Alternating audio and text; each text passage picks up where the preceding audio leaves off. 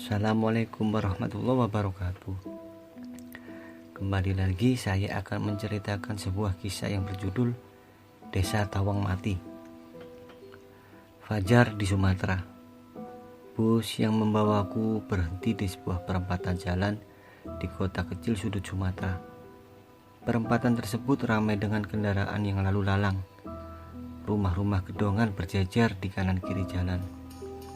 Sebuah halte bersebelahan dengan kantor polisi berdiri di sudut berlawanan dari jalan tempat aku berhenti. Kota kecil yang sejuk dan belum terjamah asap polusi pabrik. Bus yang kutupangi dari Pulau Jawa berhenti di fajar hari saat subuh baru saja lewat dan matahari belum menampakkan sinar terangnya. Aku celingak-celinguk melihat kanan kiri sambil berpikir, harus kemana aku sekarang? Tujuan utamaku sudah kutetapkan, desa tempat kakekku pindah 5 tahun yang lalu. Aku yang berencana berlibur ke sana selama libur semester sejak tahun lalu, baru sempat ke sana hari ini saat tak banyak kuliah yang menghantui. Sudah lebih dari 2 tahun aku tidak bertemu dengan kakekku. 5 tahun yang lalu kakek dan nenek pindah ke Sumatera mengikuti tugas yang diserahkan padanya. Kakek diangkat menjadi kepala sekolah di sebuah sekolah dasar kecil di desa pedalaman. Berkat jarak yang jauh itu, aku mengenyam pendidikan di perguruan tinggi sudah hampir tak pernah bertemu dengan kakek lagi. Terakhir kali bertemu adalah 2 tahun yang lalu, saat lebaran dan kakek memutuskan pulang untuk menengok Mbah Syahri, tetangga kami yang sudah lebih sepuh dari kakekku. Sejak itu, aku yang disibukkan dengan jadwal kuliahku dan kakek yang berada di seberang Pulau Jawa tak lagi saling bertemu kecuali lewat panggilan telepon sesekali. Namun, sinyal di desa tempat tinggal baru kakek juga cukup sulit. Sebab itu, untuk menghubungi kakek haruslah mencari jam-jam yang tepat. Biasanya di pagi hari. Itu pun kakek harus menuju ke bukit yang sedikit lebih tinggi dari tempat tinggalnya. Berdasarkan ingatanku, desa kakek ada di sebuah desa kecil dengan perkebunan kopi dan jagung yang subur mengelilingi. Ada sebuah bukit yang dipisahkan dalonan biru di sana. Danau terkenal bagi orang-orang yang begitu hobi memancing. Ya, meski ada legenda yang mengatakan bahwa terdapat buaya di sana. Namun, tak menyurutkan niat para orang-orang yang begitu gemar memancing ikan.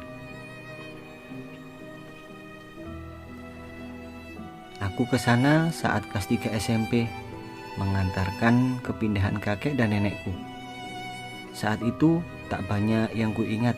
Selain tumpangan menuju desa kakekku baru akan sampai sekitar pukul 10 pagi nanti. Aku yang berdiri sendiri di pinggir jalan yang pagi buta bertanya-tanya akan kemana aku sekarang. Hawa dingin menembus jaket jeansku. Angin pagi yang menerpa membuat setiap sudut kulitku merinding. Aku memutuskan berjalan menuju halte bus. Siapa yang tahu ada orang juga di pos polisi sebelahnya. Namun dari pukul 5:30 sampai pukul 7 pagi tak ada juga orang lain yang datang kemari. Banyak pengendara yang lewat, tapi yang berhenti tidak ada sama sekali. Sepertinya halte ini hanya sekedar pajangan berikut pos polisinya. Pukul 7 jalanan mulai ramai. Orang-orang yang hendak berangkat bekerja, hingga siswa-siswi gemas yang hendak menuju ke sekolahnya berseliweran di jalanan. Cukup padat untuk ukuran sebuah kota kecil. Aku yang hanya memperhatikan jalanan dengan setengah menahan kantuk, mendengar bebunyian tak mengenakan. Kruyuk. Ya, perutku bernyanyi tanda minta untuk diisi. Ku toleh kanan kiri, tak ada satu pun penjual makanan di sini. Yang ada hanya warung yang jelas makanannya hanya ciki-ciki. Namun karena perutku tak bisa diajak kompromi, ku hampiri warung makan berharap bisa menemukan sebungkus roti. Setelah sampai di warung, ku ambil sebungkus roti Roma dan aqua botol. Saat hendak kembali ke halte tempat dudukku bersarang sejak tadi, kulihat seseorang pedagang gorengan mulai mengeluarkan dan menjejerkan dagangannya di atas sebuah meja. "Yalah mbak, telat sekali," pikirku, mengingat roti tak akan cukup menenangkan cacing di perutku. Aku menghampiri pedagang gorengan untuk membeli beberapa ganjal perut yang lain. "Berapa mbak?" tanyaku. 2.000 dapat 3 mas. Lekas aku memilih beberapa risol, gorengan yang berisi sayuran, pisang goreng dan bakwan. Apa yang kupilih dimasukkan ke dalam plastik bening putih oleh penjualnya. 6.000 ya mas. "Ini mbak." "Masnya mau kemana?" "Mau ke desa Tawang Mati mbak." "Tawang Mati yang di bawah Bukit Bidari?" "Iya, mbaknya tahu toh." "Mending gak usah ke sana mas, bahaya." "Bahaya gimana mbak?" "Ya mending masnya gak usah ke sana, sayang nyawa mas." "Maksudnya sayang nyawa?" "Banyak yang meninggal saat ke sana mas, entah meninggal di sana atau di perjalanan menuju ke sana. Bahaya, apalagi masnya pendatang dari jauh." "Tapi kakek saya gak cerita apa-apa mbak." "Duh, masnya asli dari sana?" "Bukan, kakek saya pindah ke sana. Saya ke sana mau liburan ke rumah kakek sambil menyembuh kakek nenek saya." "Duh, masnya bukan orang asli. Sudah mas, urungkan saja niatnya. Mending liburan ke tempat lain. Kakeknya saja yang disuruh ke sana." "Apa sih? Aneh banget. Orang liburan kok boleh nyuruh-nyuruh kakek yang ke sana. Gak mikir apa? Kakek sudah tua."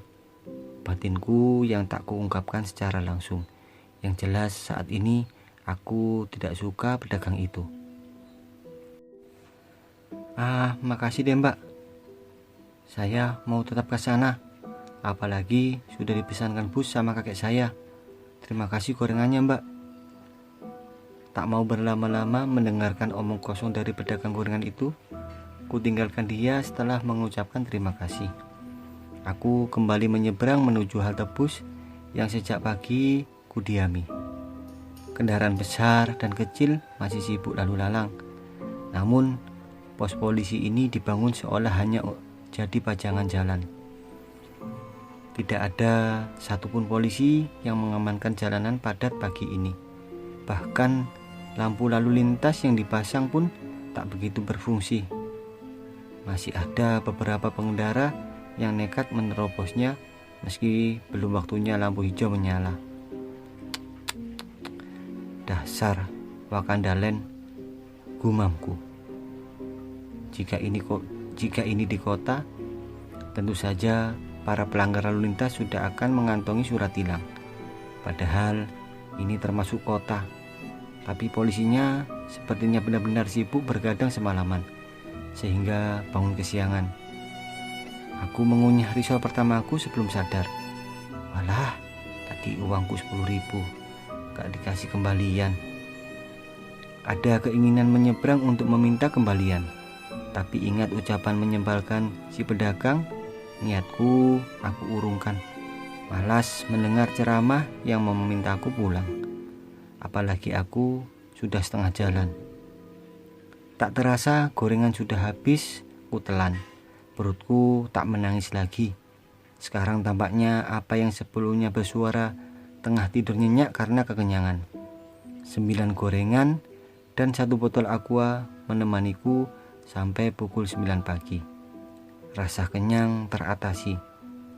Sekarang perasaan gerah yang tak nyaman mengelilingi. Tubuhku terasa lengket sekali. Keringat yang di badan terus bertambah sejak kemarin pagi. Aku memang tak sempat mandi lagi sejak meninggalkan kosan dari Semarang sampai ke sini. Kucium ketiakku, baunya Masya Allah, mirip keluarga tikus. Jika bertemu mereka, mungkin aku akan dikira adik angkatnya. Kebiasaan setelah kekenyangan, rasa kantuk mulai melanda. Selain karena kenyang, mungkin juga karena supir bus sebelumnya yang kutumpangi begitu ugal-ugalan, membuatku kesulitan tidur nyenyak sepanjang malam. Jalanan yang berkelok-kelok dilewati dengan gas dan rem yang ditarik secara berantakan. Beberapa kali kepalaku terbentur kaca samping, saking barbarnya si pengemudi. Setelah beberapa kali menguap, aku memutuskan menggunakan sisa air minum untuk mencuci muka, guna mengurangi rasa kantukku. Benar saja, segar langsung menyeruak meski hanya di wajah dan mataku. Masih 1 jaman lagi, gumamku. Ku buka lagi pesan teks dari kakekku kemarin malam. Jam 10-an mengko ono bis sing nyusul kowe nang prapatan nang. Iki bise Mbak Wati karo bojone. Wis tak kandhani, tak kon barengi awakmu. Sekitar pukul 10 nanti ada bis yang menyusulmu di perempatan nang. Lanang, ganang, panggilan untuk anak laki-laki dari orang yang lebih tua. Itu bisnya Mbak Wati dan suaminya. Sudah ku beritahu untuk membersamaimu. Ku matikan kembali layar ponselku setelah melirik jam yang tertulis 9.34. Sebentar lagi, pikirku. Jika aku tidur sekarang, bisa-bisa aku ditinggal dan tidak dibawa ke desa kakek. Jadi lebih baik ku tahan kantukku. Aku bisa tidur lagi nanti saat sudah di bis. Namun di luar dugaanku, bis yang seharusnya datang sekitar setengah jam lagi ternyata menghampiriku lebih cepat daripada waktu yang dijanjikan. Aku yang sedang duduk menahan kantuk dengan menghitung kendaraan lewat dikagetkan oleh suara seorang pria. Permisi, Mas Wahyu bukan? Iya, Bapak siapa?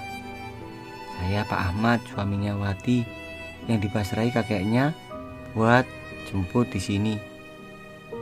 Oh, sudah sampai Pak. Iya Mas, saya tuh dagang cabai di pasar sana itu loh. Kebetulan sudah laku semua, makanya pulangnya cepat. Ya sudah, ayo Mas, mobil saya ada di sana, ucap pria setengah baya yang menunjuk ke arah kanan, di mana sebuah minibus berhenti di pinggir jalan. Oh iya, mari Pak, jawabku. Masnya bawaannya mana? Gak ada Pak, cuma tas ini aja, baju ganti. Oh ya sudah, kalau ada saya mau bawakan. Ayo Mas, langsung naik saja. Aku mengikutinya berjalan, menyeberangi jalan raya di mana banyak truk-truk besar lewat. Menghampiri seseorang perempuan yang adalah istrinya di dalam mobil busnya. Setelah bersalaman dan berkenalan dengan Pak Ahmad, aku segera naik ke mobil dan memulai perjalananku. Perjalanan menuju desa Taumati, desa yang penuh teror, yang kusesali sebagai tempat pilihan untukku berlibur. Awalnya aku mengira bis yang dipesan oleh kakek adalah bis layak yang dipakai penumpang manusia. Siapa sangka ternyata itu adalah minibus tua yang biasa digunakan untuk membawa cabai dan sayuran kemana-mana. Hanya saja ada 2 kursi, pengemudi dan kursi di sebelahnya yang ditempati Mbak Wati. Sementara di belakang cuma ruang kosong di antara karung-karung yang isinya beras dan bekas karung cabai. Tidak ada tempat duduk lain. Benar-benar minibus tua yang sudah banyak karat di mana-mana. Aku duduk di sebelah karung beras, bersender pada karung yang dibiarkan berdiri. Rencana untuk tidur dan istirahat di dalam bis ternyata lenyap total. Jangankan untuk bisa tidur, duduk saja tidak nyaman. Pantatku nyeri setiap kali mobil melewati jalan berlubang. Duduk di atas baja beralaskan karung beras benar-benar jauh dari kata nyaman. Tapi mau bagaimana lagi, kakek sudah memesan mobil ini. Awalnya aku kesal, mengapa kakek tidak memilihkan tumpangan yang sedikit lebih nyaman. Tapi setelah melewati setengah perjalanan, akhirnya aku mengerti apa alasannya. Untuk sampai di desa tujuanku, perlu perjalanan sekitar 5-6 jam lagi. Jalan yang kami lewati adalah jalan beraspal dengan beberapa lubang di kanan kiri. Sebenarnya cukup layak sebagai jalan raya. Hanya saja wilayah yang kami lewati yang tidak layak sama sekali. Sepanjang jalan di kanan kiri hampir tak ada rumah penduduk sama sekali. Seperti hutan, pohon-pohon besar, suara lolongan hewan dan burung-burung bersautan satu sama lain mengiringi perjalanan kami.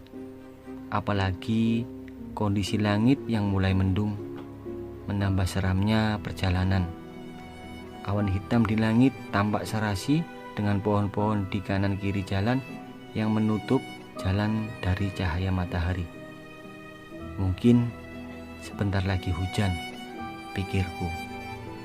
Setelah sekitar 1 jam melewati hutan gelap yang hanya ramai dengan suara pekikan hewan, kami akhirnya sampai di tempat terang. Sebuah daratan tak rata, naik turun yang penuh dengan tanaman jagung. Kebun jagung semua ini sepanjang jalan, Pak. Iya mas, heran ya. Luas banget, tapi naik turun. Bagaimana cara panennya ini, Pak? Pekerja yang panen turun dulu ke bawah, bawa keranjang mas. Nanti dipenuhin sambil naik. Gak berat emang, Pak. Nanjak sambil bawa beban gitu. Lebih berat kalau turun bawa beban. Nanti naiknya susah. Belum lagi resiko jatuh lebih besar. Ya curam gitu sambil gendong bawaan berat kan. Aku mengangguk-angguk. Benar juga, pasti lebih berat kalau panen menurun daripada menanjak. Tak ada satu manusia pun di lahan jagung yang luas itu. Entah pekerja atau pemilik, tak ada sama sekali. Bahkan bangunan gubuk pun tak terlihat. Padahal di kebun yang seluas itu harusnya ada tempat istirahat bagi pekerja yang mengurusnya. Tak mau larut terlalu lama memikirkan kebun jagung yang entah milik siapa, aku kembali menyenderkan badan dan meluruskan kaki. Mobil tua ini terus bergoyang dan berderak, tanda sudah tak layak lagi pakai.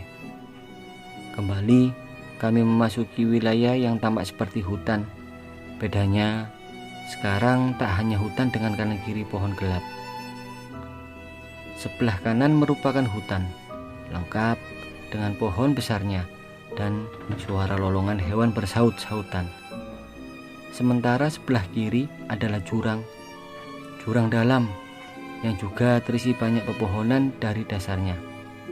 Dan parahnya, saat aku melongokkan kepala, tampak jalan aspal ini mulai longsor di sebelah kiri, membuat harus lebih berhati-hati jika melewati jalan ini di malam hari.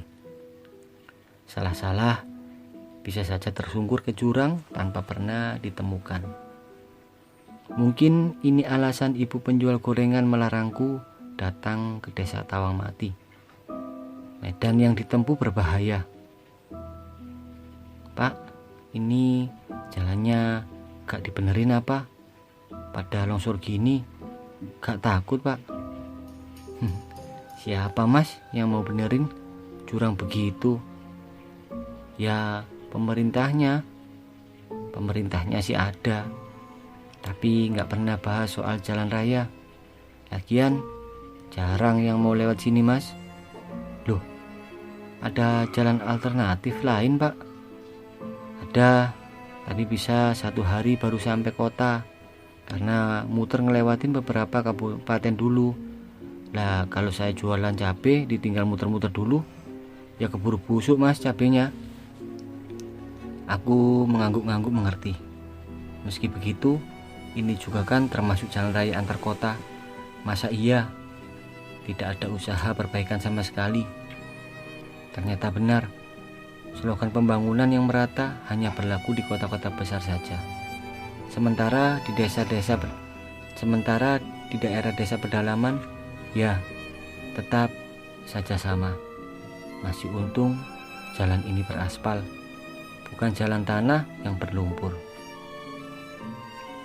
Setelah beberapa waktu meneruskan perjalanan, jalan yang berbeda sekali kami temui.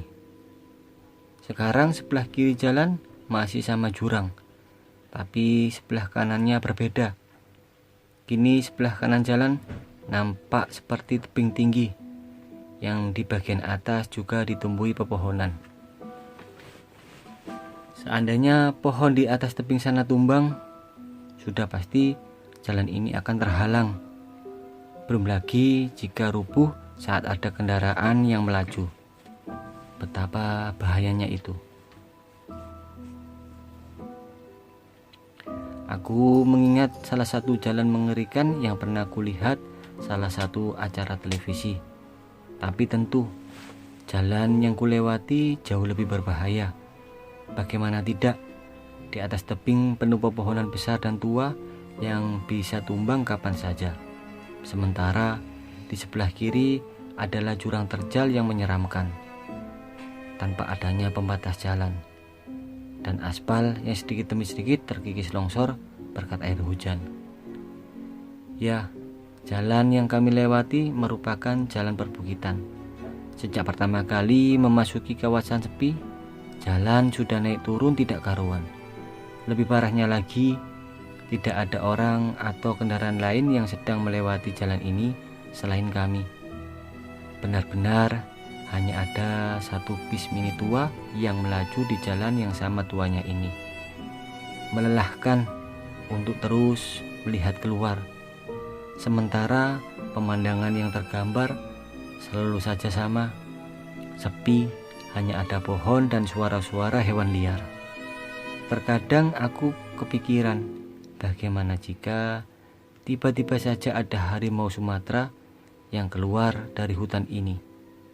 Ya, tapi itu hanya imajinasi liar dari pemuda jomblo tak jelas sepertiku saja. Aku juga lebih senang untuk menjadikannya sebagai imajinasi saja, dibanding harus berhadapan dengan seekor harimau di tengah hutan yang sepi begini. Ya, kalau cuma seekor. Lah, kalau harimaunya bawa keluarga. Sekitar 3,5 jam kami berada di tengah hutan ini. Medan yang kami lewati masih sama, membuatku bosan melihat keluar sana. Namun tampaknya diam saja bukan berarti tidak menghabiskan banyak tenaga. Buktinya perutku yang tadi pagi kenyang makan gorengan mulai bersuara. Ya, lapar kembali datang mendera. Tapi di mana aku bisa menemukan makanan di tengah hutan begini? Tidak mungkin juga mengajak Pak Ahmad dan istrinya berburu rusa. Nanti cerita ini berubah jadi kisah petualangan survival di tengah hutan. Aku mengeluarkan roti yang tadinya ku beli dan ku simpan di dalam tas ranselku. Kutawarkan pada Pak Ahmad dan istrinya. Namun mereka berdua menolak dengan lembut. Aku memakan beberapa roti yang terbuat dari gandum dan susu itu. Belum sampai selesai, haus menyergap tenggorokanku. Gawat, aku sudah habis kugunakan untuk mencuci muka di halte tadi pagi. Terlintas di benakku tentang apa yang sempat lewat di berita kemarin pagi. Seseorang yang mati tersedak karena tidak sempat minum setelah makan.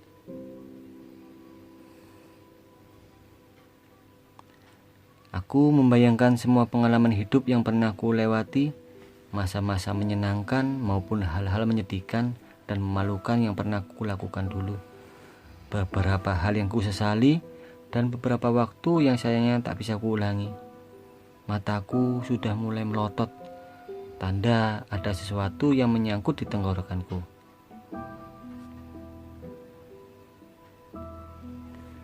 Mas, ya Allah, kesedak sampean. Ini minum dulu. Bu Wati menjerit dari arah depan sambil menyerahkan sebotol air putih dengan tangannya. Aku meraihnya dengan tergesa-gesa. Rasanya jauh sekali. Tanganku yang panjang kesulitan menjangkau botol berwarna putih yang sudah hampir kekuningan. Semoga saja aku tidak langsung mati setelah minum air dari botol ini. Cepat-cepat aku membuka pintunya, berhasil. Tapi tutupnya menggelinding entah kemana. Mari cari nanti saja. Sekarang fokus minum dulu. Kelak, kelak, kelak. Alhamdulillah, saya tidak jadi mati. Sudah mas? Tanya Bu Wati. Iya bu, jawabku tersenyum lega. Mana mas botol minumnya? Aku hendak menyerahkannya, tapi baru sadar tutupnya kemana. Celingak-celinguk mencari tutup yang tadi jatuh. Bu Wati menunggu sambil mengulurkan tangannya, sementara aku mencoba bangkit dari dudukku untuk mencari kalau tutupnya tergelinding dan kududuki. Sayangnya tutup itu hilang menggelinding entah kemana. Bu, tutupnya hilang. Bu Wati raut wajahnya langsung berubah. Mungkin dia marah. Aku yang merasa tidak enak lagi-lagi bangun dan mencoba mencari kemana gerangan hilangnya tutup botol aqua ini.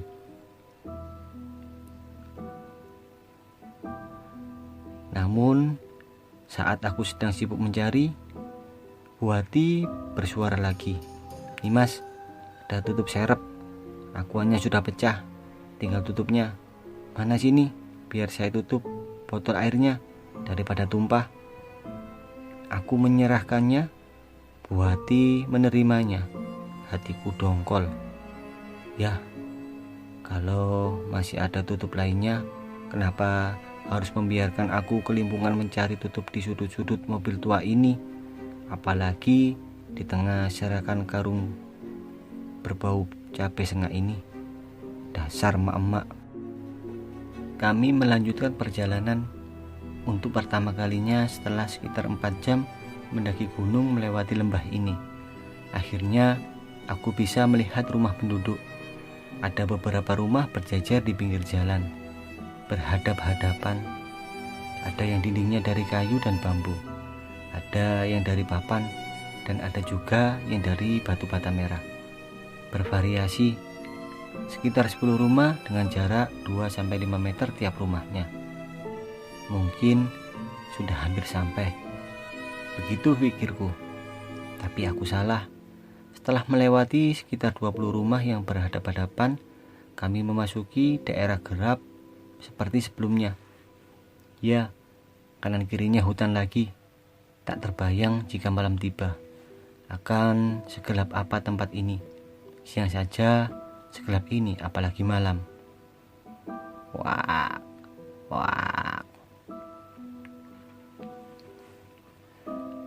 Suara burung apa yang entah namanya terdengar memecah hening dan gelapnya hutan. Mobil masih melaju, jalan masih sama sepinya. Sempat terpikir olehku, dari mana penduduk di tengah hutan yang rumahnya hanya beberapa biji tadi memperoleh persediaan makan, sedangkan di sekitarnya sudah tidak ada desa. Bahkan meski ada tiang listrik di sepanjang jalan, tak terlihat ada penerangan di antara salah satu rumah yang sempat kami lewati. Entah karena ini masih siang hari, entah juga karena memang mereka tidak menggunakan listrik di rumahnya. Benar-benar omong kosong saat membicarakan pembangunan yang merata. Aku cukup yakin, selain desa tadi masih ada banyak lagi tempat yang seperti ini. Negeri berkembang ini. Jalanan gelap karena bayangan pepohonan berkurang. Kini ada sedikit cahaya yang berhasil masuk sela-sela lebatnya dedaunan. Namun, sayangnya cahaya yang sedikit itu segera menghilang. Bukan karena malam telah tiba, tapi mendung menjatuhkan apa yang dikandungnya. Cuaca yang sudah tak bersahabat sejak beberapa saat yang lalu, akhirnya menurunkan tetes-tetes yang ada di simpannya. Rintik hujan mulai turun setelah berhasil lolos dari tangkapan dahan pepohonan. Sempat terpikir, akankah mobil tua ini bisa menjadi tempat berlindung dari rintik hujan yang jatuh di luar sana. Melihat tua dan reotnya kendaraan yang kutumpangi, jujur aku khawatir. Selain karat yang tumbuh hampir di setiap bagian, suara knalpotnya yang mirip teriakan preman, mobil ini juga terus bergoyang. Belum lagi saat bertemu dengan tanjakan. Seringkali aku khawatir jika berakhir dengan mendorong mobil reot sekuat tenaga. Syukurlah semua kekhawatiran itu hanya menjadi kekhawatiranku saja. Hujan tak berhasil menembus atap berkarat minibus tua ini. Hujan di luar semakin deras seiring berlalunya waktu. Ini masih jauh, Pak? Tanyaku pada Pak Ahmad di kursi kemudi. Walah, tinggal sebentar lagi kok, Mas. Ini hampir sampai. Itu benar-benar jawaban klise yang sama. Untuk kalian tahu, aku sudah menanyakan pertanyaan yang sama sebelumnya. Tidak tanggung-tanggung, aku bertanya sekitar 7 kali. Dan jawaban yang sama juga ku dengar sebanyak 7 kali dari Pak Ahmad. Tentu bukan itu jawaban yang kuinginkan, tapi berharap bahwa itu benar. Aku memutuskan untuk diam, melanjutkan khayalan tentang artis Korea idola. Bukan, maksudnya melanjutkan mempersiapkan hal-hal apa saja yang bisa kulakukan selama di tempat kakekku nanti. Hal pertama yang kubayangkan adalah memancing di danau. Setelah itu, aku juga berencana membantu nenek di kebun.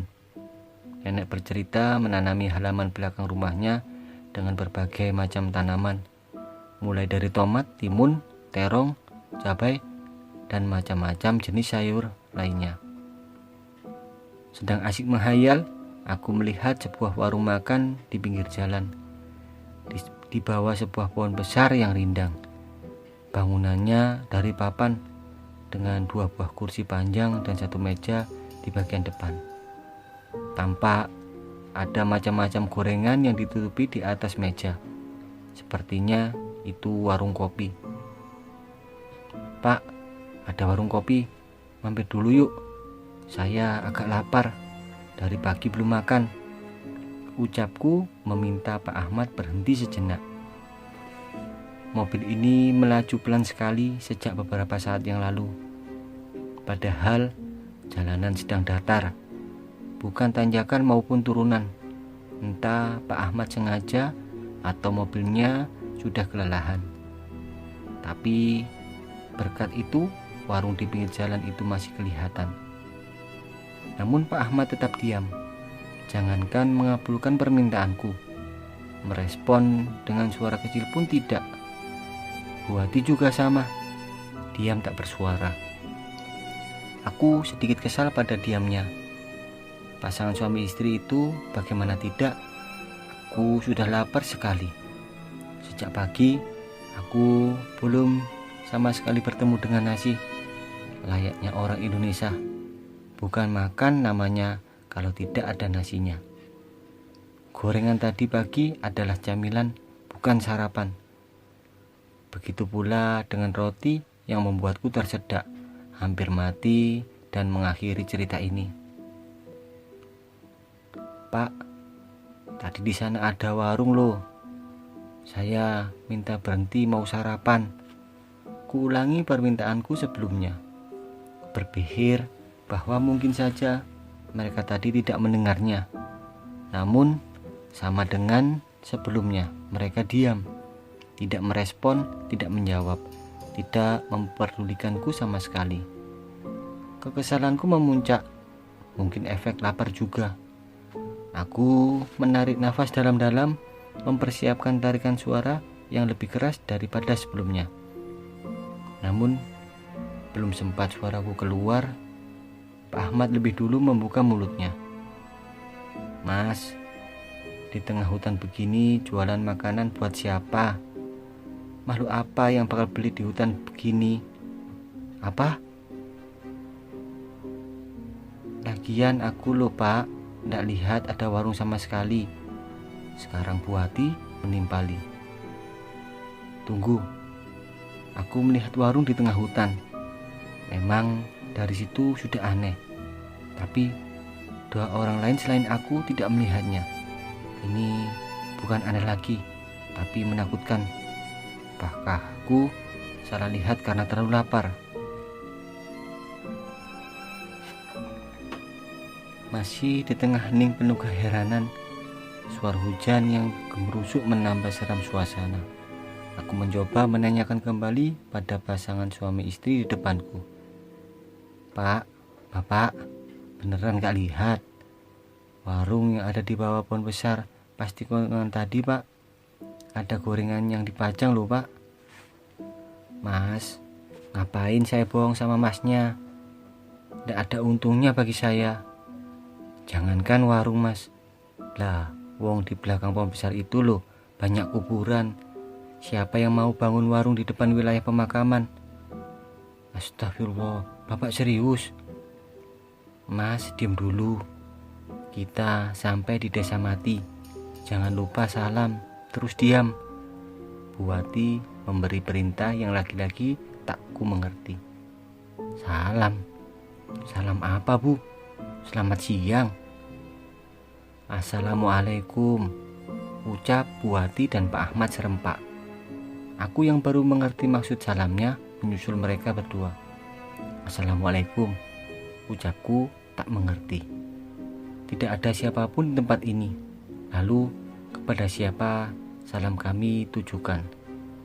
Namun gambaran bangunan di luar kaca mobil membangkitkan perasaan merinding di sekujur tubuhku. Mengapa melihat bangunan malah membuat merinding? Mungkin jika bangunan itu normal di tengah pedesaan, aku bisa memakluminya. Tapi bangunan yang tengah kulihat sedikit berbeda. Bangunan-bangunan itu berjajar padat dan berhadap-hadapan di kanan kiri jalan. Semuanya normal sampai di sini.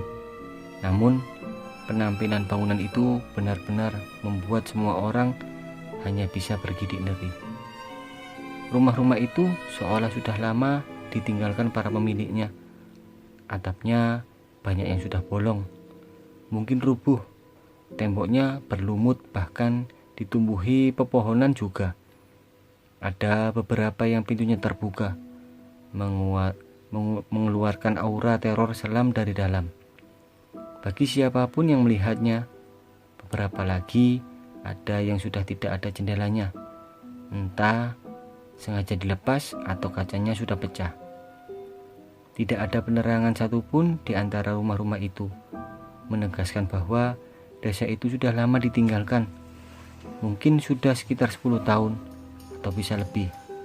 Lalu penyebabnya mungkin kita akan mengetahuinya di masa depan. Melihat kondisi rumah-rumah yang tampak menyeramkan di desa yang disebut desa mati ini, membuat jiwa penakutku mengerayangi.